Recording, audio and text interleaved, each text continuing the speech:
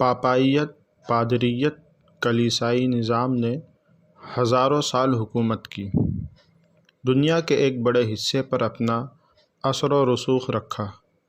ان کی اجازت کے بغیر پرندہ بھی پر نہیں مار سکتا تھا، مگر ایک وقت ایسا آیا کہ ان کلیساؤں میں بیٹھے پادریوں کو بھاگنے کی جگہ نہ ملی۔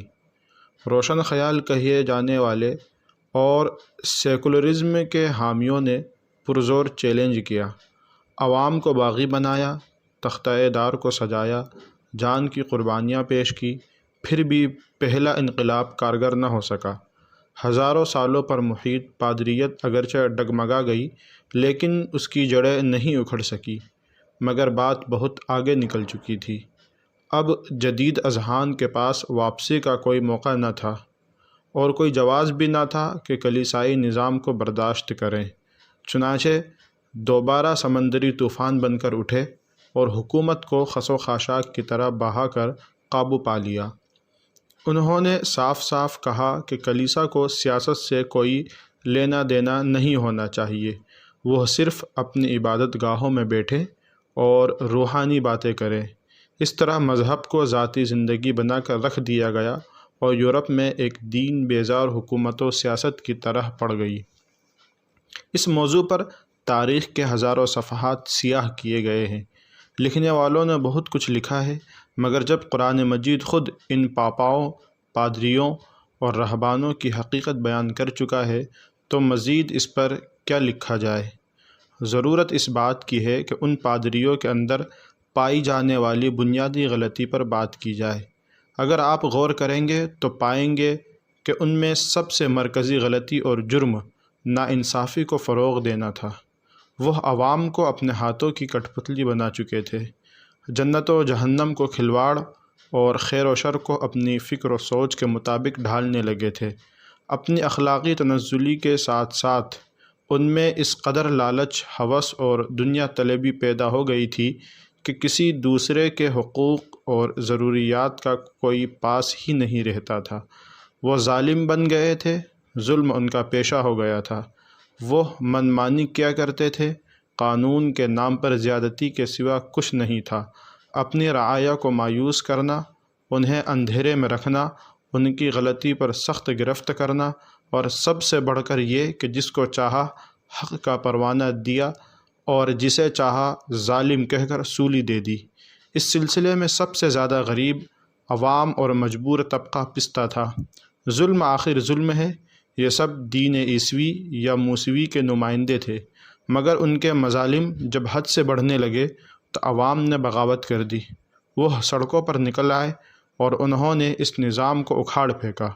مایوسی اور اندرونی غم و غصہ اتنا تھا کہ وہ صرف انتظامی معاملات پر ہی کلیسا سے ناراض نہ تھے، بلکہ پورے دینی نظام اور روحانی طاقت سے بھی بیزار ہو چکے تھے۔ وہ ہر حال میں رہبانیت، للہیت اور بندگی کا چوغا اتار پھینکنا چاہتے تھے۔ نتیجہ یہ نکلا کہ دین سے دستبرداری، دوری کا عام رواج ہو چلا۔ دینی مزاج رکھنے والوں کو سولی دی جانے لگی، چرچ میں جا کر عبادت کرنے والوں کو قتل کیا جانے لگا۔ دیکھتے ہی دیکھتے کلیسا کی ہوا اکھڑ گئی، اور اسی کا تسلسل ہے کہ اب یورپ دین کو ایک گالی جانتا ہے۔ ہم قرآن پڑھتے وقت بھی پاتے ہیں اور احادیث نبویہ صلی اللہ علیہ وسلم کی شمع میں بھی دیکھتے ہیں کہ پادریت، پاپائیت کا کیا حال ہوا۔ اس کے باوجود حیرت کی بات یہ ہے کہ امت مسلمہ کا ایک گروہ بھی اسی پاپائیت اور کلیسائیت سے متاثر ہے، بلکہ یہ طبقہ بالخصوص بڑا طبقہ ہے۔ ان میں بھی وہی بیماریاں در آئی ہے جو پچھلی قوموں میں تھی۔ حضرت ابو ہریرہ رضی اللہ عنہ سے روایت ہے کہ نبی کریم صلی اللہ علیہ وسلم نے فرمایا، قیامت اس وقت تک قائم نہیں ہوگی جب تک میری امت اس طرح پچھلی امتوں کے مطابق نہیں ہو جائے گی جیسے بالشت بالشت کے اور ہاتھ ہاتھ کے برابر ہوتا ہے۔ پوچھا گیا، یا رسول اللہ، اگلی امتوں سے کون مراد ہے؟ پارسی اور نصرانی۔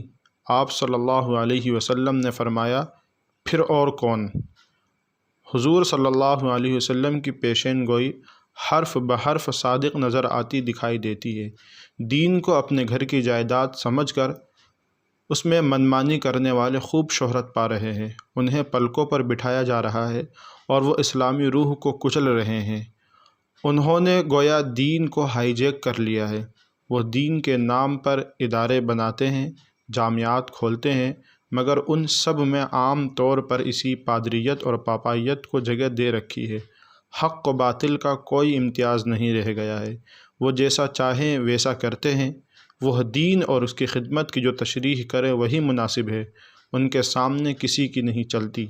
وہ انسان کی کیا اب خدا کی بھی نہیں سنتے۔ ان کے ظاہر پر اگر فتویٰ لگایا جائے اور باطن کو رن کے حوالے کر دیا جائے تب بھی تکلیف دی حقیقت کھل کر سامنے آئے گی، بلکہ جو کچھ دل سے ہو کر ان کی زبان سے نکلتا ہے اس سے ان پر نعوذ باللہ کفر بھی لازم آ سکتا ہے۔